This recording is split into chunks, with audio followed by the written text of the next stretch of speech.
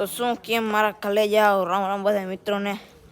તમને ખબર છે કે આપણે ભરૂડિયા હતા બરોબર, એકલધામે ન્યા જ છે બરોબર. આપણે સામે આની કરે પેલો રૂમ એમાં હતા આપણે.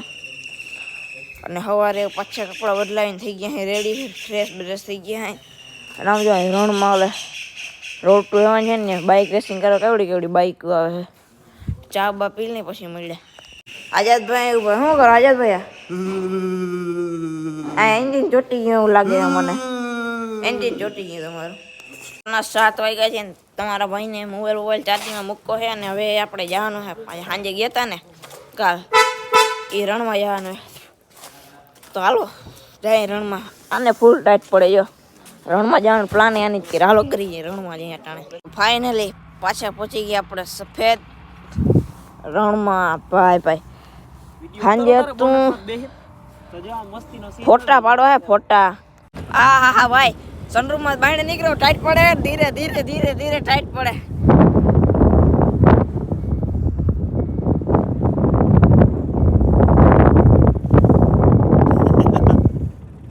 ઓહો ભાઈ સોયત્રા કાઢી નાખે એવી ટાઈટ પડો ભાઈ. તમારા ભાઈ ચક્કર મારી હતી ગાડીની કે આમમાં સિલેન હું ઓલો ભાઈ બે ગયા હતા ને હું જાગતો હતો. એવું નથી આવડતી. આપણે પૂરતી ફાવી જાય છે કયો, પણ આમાં યુટ્યુબમાં નહીં નાખો કેમ કે એમાં પાછો હોડી ભળી નાખો યુટ્યુબ પર, એટલે આમાં નહીં નાખો. દિવસે અઢળક લોકો દર્શન કરવા માટે આવતા હોય છે. અને આજે અનેક ઇન્ફ્લુએન્સર આ જગ્યાએ આવવાના છે. અને વાગડ ઉત્સવ કરી અને જે બાપુએ એમ કહેવાય કે એક મહારાષ્ટ્રનું આયોજન કર્યું છે, જે દુર્લભ પણ એક દર્શન પણ દુર્લભ છે. એક પછી એક અમે તમને ખાતું નથી એમ ના દે. તો આપણે એકલધામે હતા જ માતાજીના મંદિરે ને ચોબારીથી આ ભાઈ આપણે સબસ્ક્રાઈબર આવી ગયા મળવા. મળી લીધું ચોબારીથી હવે. હા ભાઈ હાલીને આવ્યા દોડીને આવ્યા ગાડી લઈને આવ્યા? ગાડી લઈને આવ્યા ભાઈ. પછી આપણે હવે ક્યાં હતા ક્યાંકથી સીધા આવી ગયા અને હવે આપણે સીધા આવ્યા ગાયું જેવો બાજુમાં ગૌચર છે ને ભાઈ આમ જોતા ખરી તમે. તો આપણે અહીંયા આવ્યા અહીંયા જારી નોલી બાજુથી થઈને આમ જવું ભાઈ. કેમ હે વાછળ્યું કેમ હે ભાઈ બદોડ્યું એટલે ભાઈ કાંઈ ના ઘટે. શું કે ભાઈ અમારે બીજા ભાઈને આવવું એટલે કાંઈ ના જોઈએ કા જોયું ને ભાઈ.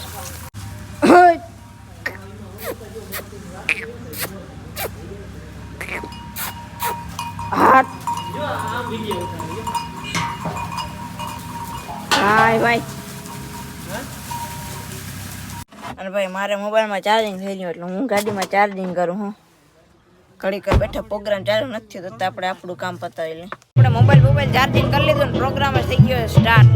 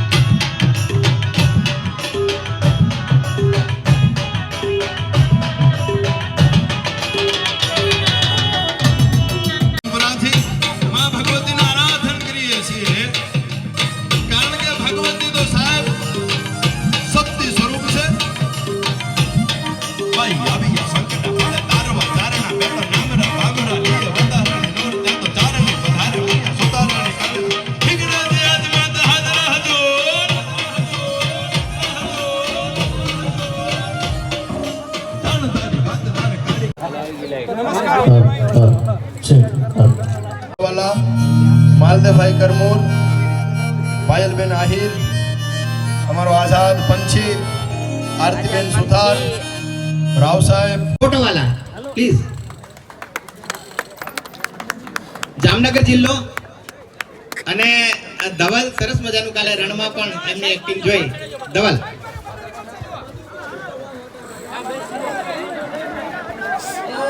તમારો ફોટો વાળો ઇન્સ્ટાગ્રામમાં તમે બધા નામ સાંભળ્યું જશે બરોબર. અને અટક છે ધવલ કરમુર આહિર, દ્વારકાથી હું આવું છું, દ્વારકાના ખંભાળિયાથી.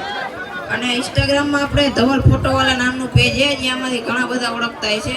આપણે કોમેડી વિડીયોનું કન્ટેન્ટ છે, અહીંયા ઘણા બધા એવા ક્રિએટરો છે, કોઈ સનાતનને લગતી ચેનલ છે, કોઈ એવી છે. આપણે થોડું હસવા મળે એના માટે આપણે પણ એક કોમેડીની ચેનલ રાખી છે. અને યુટ્યુબમાં પણ ચેનલ છે જેનું નામ છે ધવલ ધ કોમેડીમેન.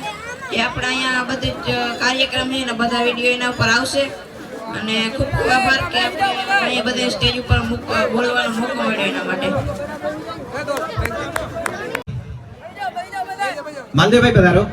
માલદેવભાઈ એ ધવલના પિતા છે અને ખેડૂતો માટે તમે જોતા હશો અહીંયા ખેડૂતો બહુ બધા છે, તો ખેડૂતો માટેની જે વાત છે એ હંમેશા મુકતા હોય છે. એકવાર ધવલભાઈ અને એમના પિતાજીને જોરદાર તાળીઓથી વધાવજો, કેમ કે એક ફોન ઉપર આ વ્યક્તિઓ ઠેઠ જામ ખંભાળિયાથી આટલા આપણે આમંત્રણને માન આપીને આવ્યા છે ને કે પૈસા વગર કાંઈ નથી થતું દોસ્ત. પણ ખૂબ ખૂબ ધન્યવાદ. અને હવે આપણે આગળ માલદેવભાઈને સાંભળીએ. જય દ્વારકાધીશ મિત્રો.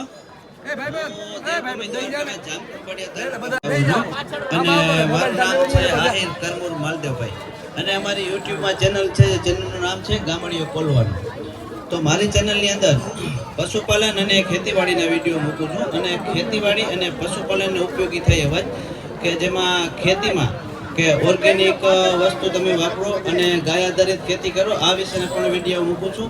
અને આ કન્ટેન્ટથી મને કચ્છની અંદરથી લગભગ 200 થી 250 જણાનો સપોર્ટ તો લાઈવ મળે છે. જ્યારે ત્યારે ફોન આવતા હોય છે કે માલદેવભાઈ આવો આવો. તો આજ બધાને ખરેખર અનેરો આનંદ છે અને બધાની આશા એવી હતી કે આવો, એટલે વિજયભાઈ કવિ કાને અમે એક પણ ફોન કર્યો અને અમે સીધી હાજ પાડી દીધી છે. તો આજે કંઈ વધારે નહીં કહું કેમ કે ટાઈમ લિમિટમાં છે. તો બધાને જય દ્વારકાધીશ છે. અને એ વિડીયો મુકતી હોય જોવાનું મન થાય, પાયલબેન આવી જાઓ. એમના વિડીયો બહુ ખૂબ જ સરસ આપણી ભારતીય સંસ્કૃતિને અનુરૂપ હોય છે. પાયલબેન આહિર, સોયત્રા કર નાખો બસ સ્ટેજ ઉપર જાવ એટલે. પાયલબેન બોલાવે મને આવો ને